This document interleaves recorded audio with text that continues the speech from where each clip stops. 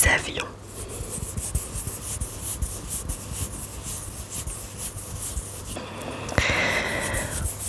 Alors, commençons tout de suite sans plus attendre. Pourquoi les avions semblent voler lentement? En levant les yeux vers le ciel, chacun a pu avoir la curieuse impression un jour que les avions volent lentement. Il s'agit bien sûr d'un effet d'optique, mais le fait est que les appareils d'aujourd'hui volent en principe moins vite que ceux d'hier. Même si nous savons qu'un avion de ligne vole à grande vitesse, les avions semblent voler lentement. Cette impression vient du fait que nous n'avons pas de repère visuel fixe pour nous rendre compte de la vitesse de mouvement. Par exemple, vous voyez qu'une moto se déplace vite sur une route parce qu'il y a de multiples repères qui ne bougent pas ou qui bougent, mais plus lentement. La distance accentue l'impression de voir des avions voler lentement. Les avions de ligne montent jusqu'à environ 12 000 mètres d'altitude et nous avons la sensation de voir des objets presque immobiles. Quelle est la vitesse en kilomètres par heure des avions et pourquoi ne volent-ils pas plus vite? Les avions ne volent pas lentement puisqu'un avion de ligne se déplace à une vitesse de croisière d'environ 800 à 900 km par heure.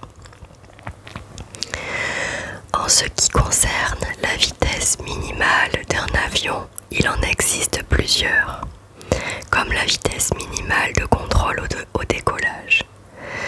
L'une des plus importantes est que la vitesse de décrochage, c'est-à-dire celle sous laquelle le pilote ne doit pas passer, au risque de perdre de l'altitude.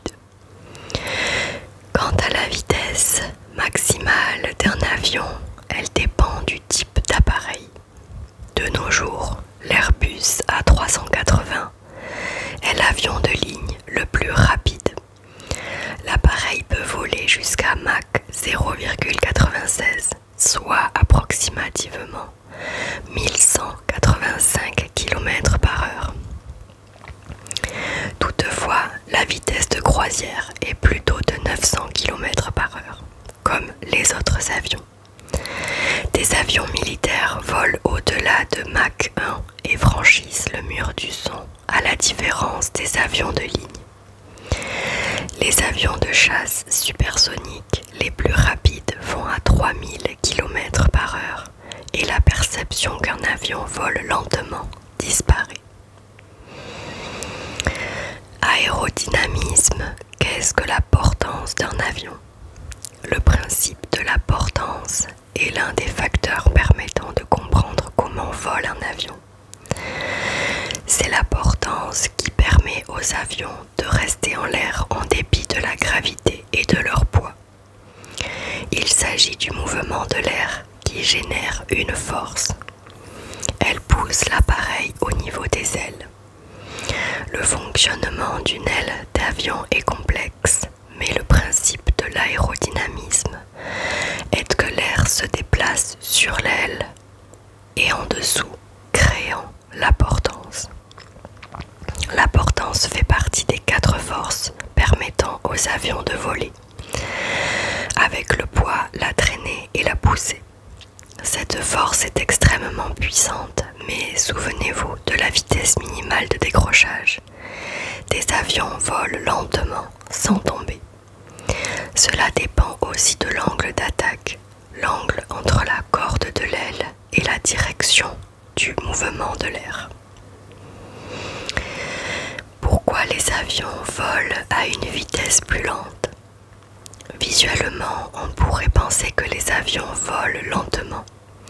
En réalité, ils volent vite, mais tout de même moins qu'avant. En effet, les compagnies aériennes ont trouvé cette solution pour faire des économies. Nous avons vu que les avions sont capables de voler moins lentement. C'est une question de consommation de carburant.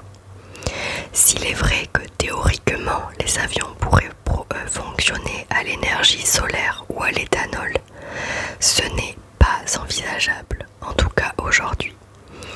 Au début des années 1980, les avions volaient plus vite, mais le prix du kérosène n'est plus le même.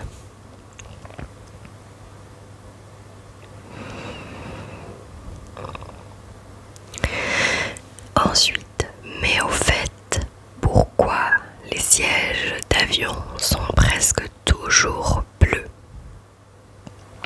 Je ne sais pas si vous l'avez remarqué, mais la grande majorité des compagnies aériennes utilisent des sièges bleus dans les appareils. Étrange, non? Pas tant que ça.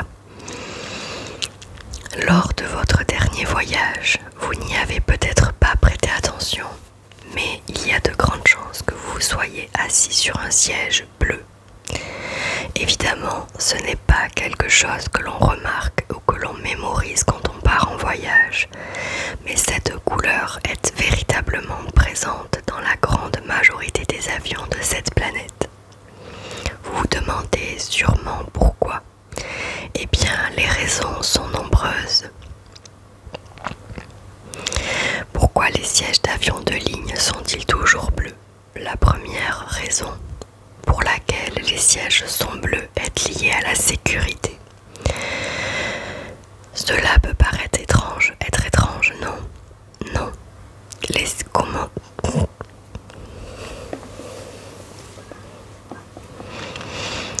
Cela peut paraître étrange, non? Comment des sièges bleus dans un avion apportent-ils de la sécurité?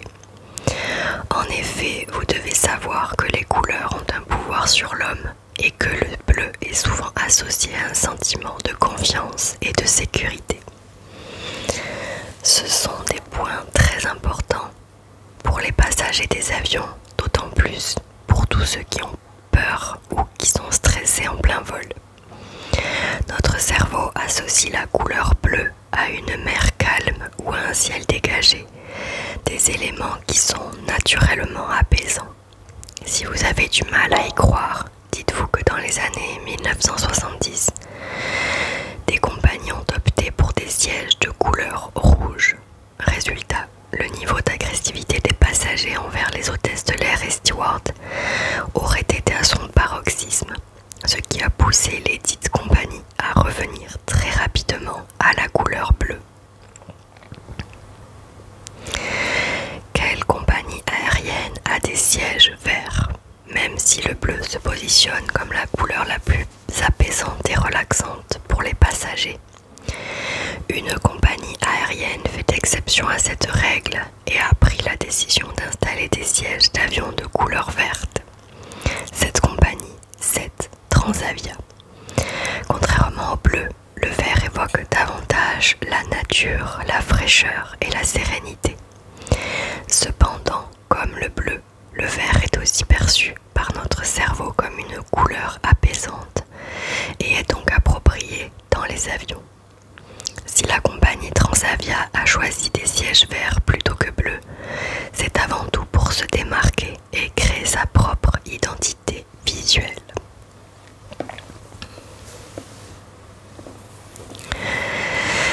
Quelle est la place la plus confortable dans un avion?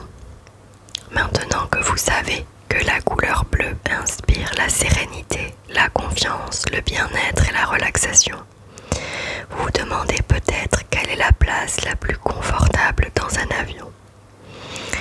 À la rédaction, nous sommes d'accord pour dire que les meilleures places sont celles situées près des sorties de secours et à l'avant de l'avion.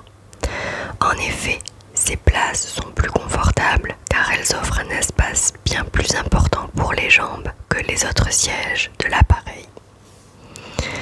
Petit conseil, choisissez choisissez une place côté hublot pour pouvoir dormir confortablement ou côté couloir pour vous déplacer plus librement dans l'avion. Bien sûr, si vous en avez les moyens, optez pour la classe affaires qui est le summum du confort dans un avion, juste derrière la première classe.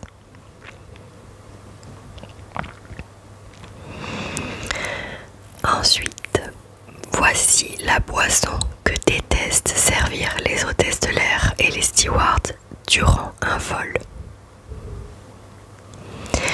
Si vous êtes un amateur de Coca-Cola Light, sachez que cette boisson n'est pas la préférée des hôtesses de l'air et des stewards lorsqu'il s'agit de vous servir en plein vol.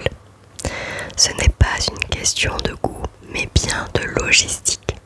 Voici la boisson que détestent servir les hôtesses de l'air et stewards durant un vol. Le problème principal réside dans la mousse excessive produite par le Coca-Cola Light lorsqu'il est versé à haute altitude. À environ 10 000 mètres au-dessus du sol, la pression atmosphérique dans la cabine d'avion est bien plus faible que celle au niveau de la mer. Cette différence de pression va affecter le comportement des gaz dans les boissons gazeuses. Le dioxyde de carbone, mais affectueusement appelé CO2, contenu dans le Coca Light se libère plus rapidement, ce qui provoque une mousse abondante. Pour les hôtesses et les stewards, cela signifie qu'il faut attendre que la mousse se dissipe avant de continuer à remplir le verre. Le Coca Light est particulièrement connu pour mousser davantage que d'autres boissons gazeuses lorsqu'il est servi en avion. Ce phénomène est principalement dû à sa composition chimique. Les édulcorants utilisés dans les sodas light, comme l'aspartame, réagissent différemment à la pression réduite en cabine, ce qui entraîne une libération rapide du CO2. Cela explique pourquoi le Coca Light mousse plus que son équivalent classique. De plus, la texture légèrement différente des sodas allégés peut également jouer un rôle dans cette réaction. Pour les hôtesses de l'air et stewards, cette mousse signifie plus de précautions à prendre pour éviter les débordements et les éclaboussures, ce qui ralentit le service et peut être source de frustration. Comment le personnel navigant gère-t-il cette difficulté? Face à cette petite contrainte, les hôtesses et stewards ont développé des astuces pour gérer la mousse excessive du Coca Light. L'une des méthodes consiste à verser le soda lentement et en inclinant le verre pour réduire la formation des bulles. Cependant, même avec cette précaution, le temps d'attente est inévitable car il faut souvent laisser reposer la boisson pour que la mousse retombe avant de pouvoir continuer à remplir le verre. Cette attente peut sembler insignifiante, mais sur un vol complet avec des centaines de passagers, ces secondes s'accumulent et ralentissent l'ensemble du service en cabine. Y a-t-il d'autres boissons qui posent problème en vol? Bien que le Coca Light soit particulièrement connu pour causer des soucis, il n'est pas le seul soda à poser problème en altitude. Tous les sodas, en particulier ceux qui sont allégés, ont tendance à mousser davantage en raison de la pression réduite dans la cabine. Cependant, les autres sodas ne sont pas aussi problématiques que le Coca Light. Un Coca normal posera moins de problèmes qu'un Coca Light par exemple. La prochaine fois que vous ne voulez pas boire du sucre dans l'avion, vous pouvez demander de l'eau pour éviter de donner des sueurs froides aux membres de l'équipage.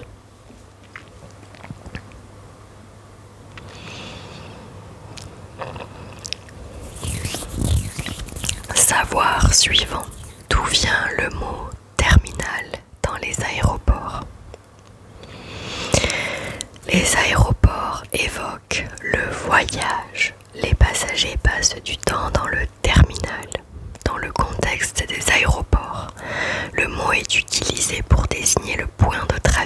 voyageurs.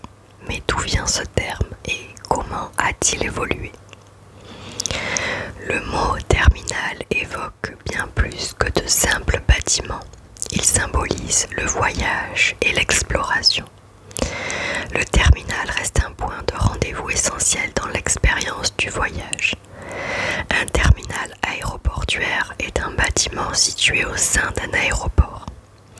C'est un espace complexe où se mêlent guichets d'enregistrement, salles d'attente, commerce, tapis de livraison et contrôle de sécurité. Aérogare, terminal aéroportuaire, quelle est la définition du mot terminal dans les aéroports? Comme de nombreux mots de la langue française, le terme terminal trouve racine dans le latin terminalis qui signifie fin ou extrémité. Historiquement, le terminal était employé dans l'industrie des transports ferroviaires, où il désignait les gares qui abritaient le dernier arrêt d'un train. C'est au XXe siècle que l'expression s'étend au monde de l'aviation avec le développement du transport aérien. Le terme se développe et un terminal désigne alors un lieu où les passagers terminent ou commencent leur voyage. Cette notion de fin ou d'extrémité illustre bien la fonction d'un terminal, un lieu de transition entre le sol et le ciel. Attention cependant à ne pas le confondre avec l'aérogare qui désigne l'ensemble des infrastructures telles que les pistes de l'aéroport, les hangars et même les terminaux. Évolution des terminaux aéroportuaires. Quel est le secteur d'activité d'un aéroport international? À l'origine, ces bâtiments se concentraient sur l'enregistrement et l'embarquement des passagers. Mais avec l'augmentation du trafic aérien dans les années 1970, les terminaux ont été adaptés. À l'instar de l'aéroport de Shannon, connu pour avoir été le premier à introduire le concept du duty free, l'apparition de ces boutiques proposant des produits non soumis aux taxes locales a permis de dynamiser l'activité économique du tourisme international. Les terminaux des aéroports ont intégré divers services de divertissement pour améliorer le parcours des voyageurs, comme celui de Changi à Singapour. Cet aéroport est équipé de magnifiques infrastructures allant de ses murs végétaux à sa piscine, en passant par ses nombreux magasins de luxe. Comment savoir quel est le terminal d'un vol à Roissy-Charles de Gaulle? Les terminaux, à l'image de ceux de l'aéroport d'Orly, sont divisés en espaces distincts pour les départs et les arrivées. Dans la zone des départs, on trouve des comptoirs d'enregistrement, des postes de sécurité, des salons d'attente ou lounge et des portes d'embarquement. Chaque terminal est dédié à un type de vol intérieur ou international, ou bien à une compagnie aérienne. Par exemple, à l'aéroport français de Roissy-Charles de Gaulle, les terminaux sont numérotés et parfois désignés par des lettres, comme le terminal 2E. Chaque terminal aéroportuaire est équipé pour gérer un certain nombre de passagers et de vols et ainsi optimiser le flux du trafic aérien. Pour savoir dans quel terminal votre avion décolle ou atterrit, il suffit de consulter votre billet ou votre carte d'embarquement. Ça donne envie de voyager. Voici les vols commerciaux sans escale les plus longs. Si vous avez l'habitude de voyager, vous savez que certaines destinations peuvent compter plus de 7 heures de vol. Certains vols commerciaux permettent de parcourir des distances incroyables sans la moindre pause. On peut parfois avoir des avions qui peuvent faire 18 heures de vol sans pause. Mais quels sont-ils? Voyager à travers le monde sans escale est devenu une réalité grâce aux avancées technologiques dans l'aviation. Les avions comme le Boeing ou encore Airbus sont conçus pour vous permettre de voyager sur de longues distances tout en étant bien confortables. Ces vols sans escale réduisent le temps de voyage et éliminent certains éléments qui nous embêtent comme la correspondance. Néanmoins, passer plus de 15 heures dans un avion, ça peut être fatigant. En règle générale, ces vols disposent de sièges plus confortables pour rendre le voyage le plus agréable au possible. Voyons quels vols sont les plus longs. Quel est le vol long courrier direct le plus long au monde? Le vol le plus long au monde relie Singapour et New York aux États-Unis. Ce vol direct dure environ 18h30 et couvre une distance de plus de 15 000 km. Il dure autant de temps à l'aller qu'au retour. Ce vol est opéré par Singapore Airlines en Airbus A350 et c'est une véritable épreuve de patience autant pour les passagers que pour l'équipage. Il faudra donc que vous pensiez à télécharger quelques films sur Netflix ou à télécharger vos meilleurs jeux pour que le vol vous paraisse moins long.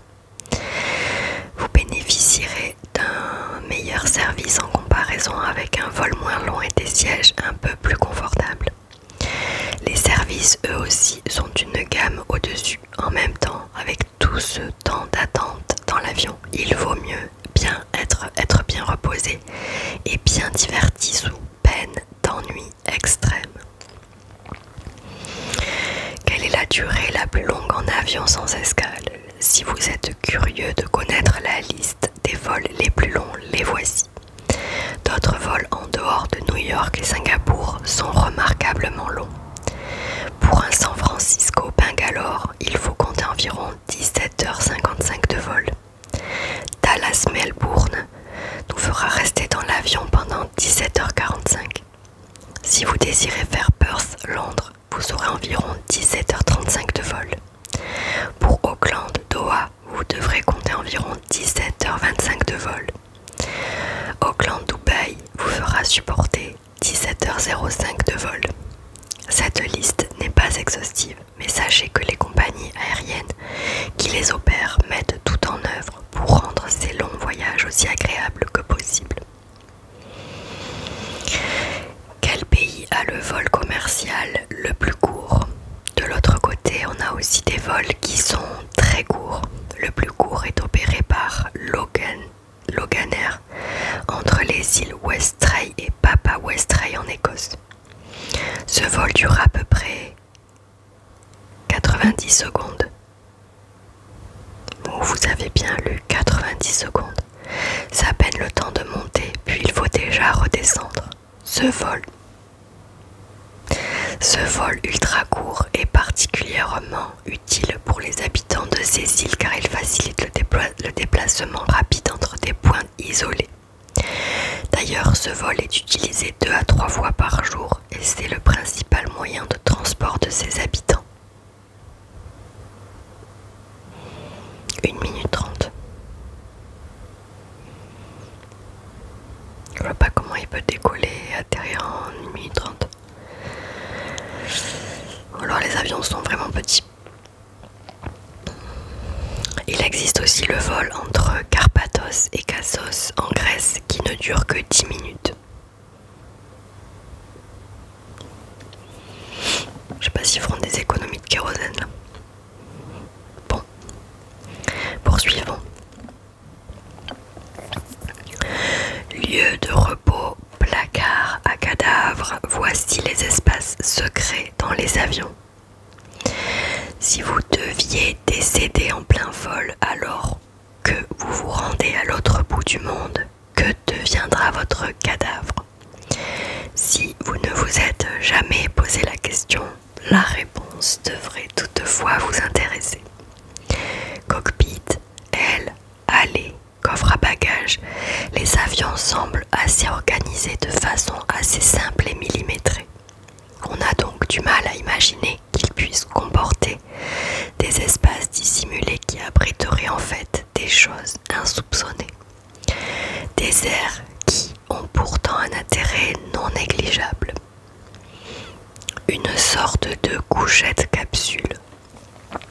Sur les vols long courrier, il existe des petites pièces appelées crew rest qui, comme leur nom l'indique, sont destinées au repos du personnel navigant commercial, dont les hôtesses de l'air et les stewards. Si non, vous ne les avez sans doute jamais remarquées car la petite porte qui donne accès se fond dans le décor. Le but de ce repos est de maintenir un état d'esprit alerte et prêt pendant toute la durée du vol. Si quelque chose d'inattendu se produit, nous sommes prêts à agir, raconte à CNN Travel Carolina Hamann, hôtesse de l'air chez Fine Air. Ces crew rest sont une option pour les compagnies. Elles choisissent de les installer en fonction des routes et de la longueur du vol, explique Anaïs Marzo, responsable marketing cabine d'Airbus. La fameuse pièce peut être située au même niveau que la cabine, au fond de l'avion, au-dessus de la cabine principale ou encore au niveau des soutes. Le résultat final ressemble un peu à celui des hôtels capsules japonais, un espace de sommeil exigu sans accès à la lumière extérieure qui se résume à quelques couchages séparés par un couloir. De longs vols qui posent problème. Les voyages en avion n'empêchent pas les décès. Il arrive en effet, même si c'est très rare, que des passagers meurent en plein vol. Si le voyage en question concerne un Paris-Melbourne et que le décès se produit au début des 22 heures de vol, il faut trouver un moyen de conserver le corps sans qu'il ne se dégrade et surtout à l'écart des autres passagers. Souvent, le pilote s'organise pour faire une escale et ainsi laisser le cadavre, mais ça n'est pas forcément systématiquement possible.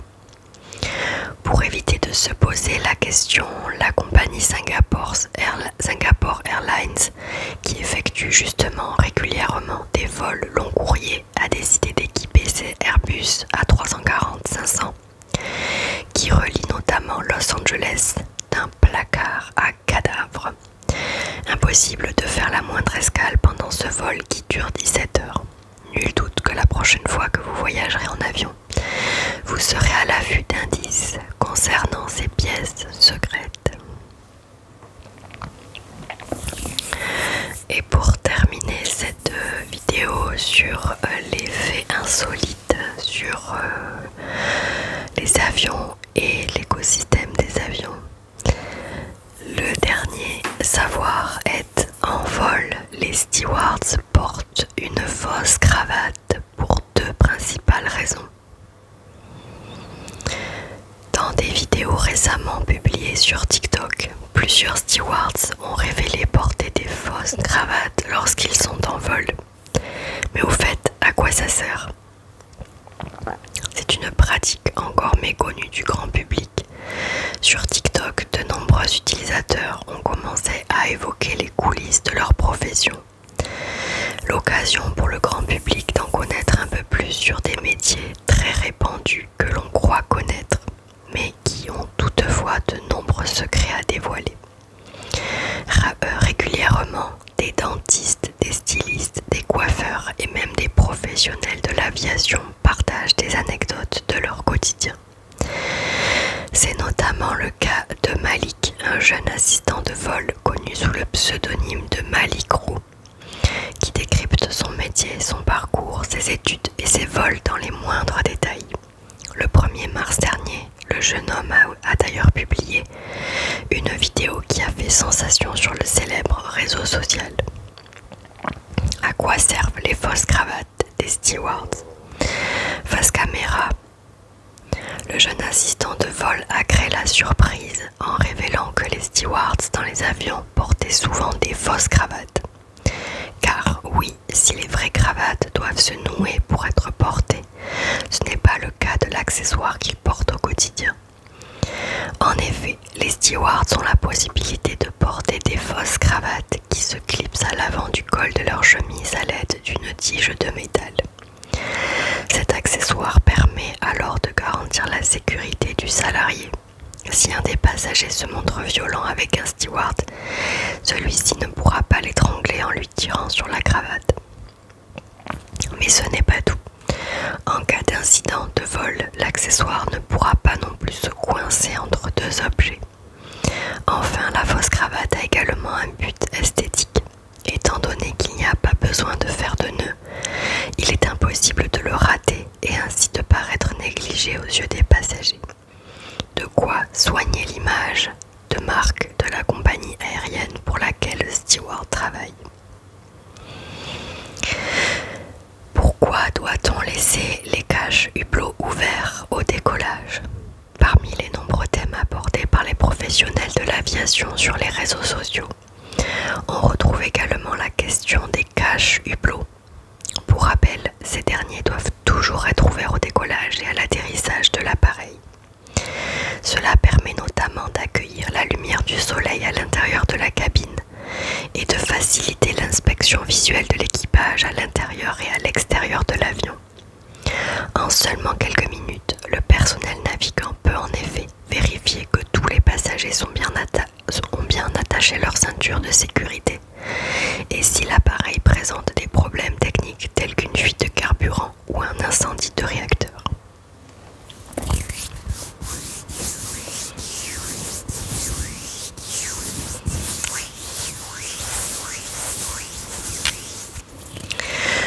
Voilà les amis, c'est tout pour moi dans cette vidéo.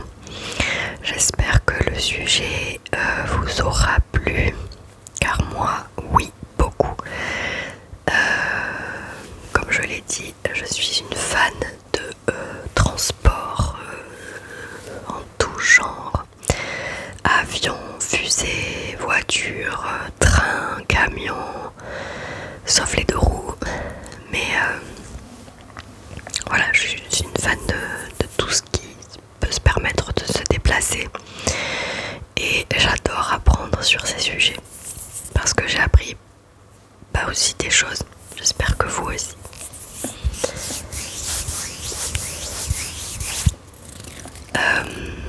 Je voulais aussi vous remercier de tous les nouveaux abonnés, pour tous les nouveaux abonnés, pour vos likes, pour vos commentaires toujours très gentils qui me touchent beaucoup. Cela me fait très plaisir de vous lire et de savoir ce que vous pensez de ce que je vous raconte. Voilà, vous êtes toujours très bienveillant, très soutenant, vous êtes toujours très très gentil. Voilà, je ne peux que vous remercier de tout cet élan de solidarité, de bienveillance et tout cet élan d'amour en fait que tout ça dégage. Ça me fait donc très très plaisir. Je vous remercie du fond du cœur, je vous le dis pas souvent, mais eh bien si vous n'étiez pas là, moi non plus, et si j'étais pas là, vous serez pas là non plus. Donc merci beaucoup. N'hésitez pas à partager autour de vous si ça peut être des vidéos qui peuvent plaire et si vous connaissez des gens qui sont friands de connaissances et de savoir.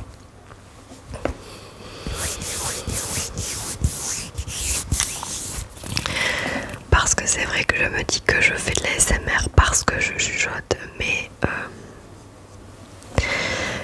je fais aussi, je fais avant tout, pour vous détendre, à ceux qui sont réceptifs à cette forme de détente pour déclencher l'ASMR dans vos têtes. Mais je fais aussi ça parce que j'adore apprendre moi-même, m'instruire beaucoup et donc transmettre à travers ces vidéos cette soif de connaissances que j'ai et de pouvoir vous apporter des réponses peut-être à des questions que vous ne vous êtes peut-être même pas posées dans vos vies.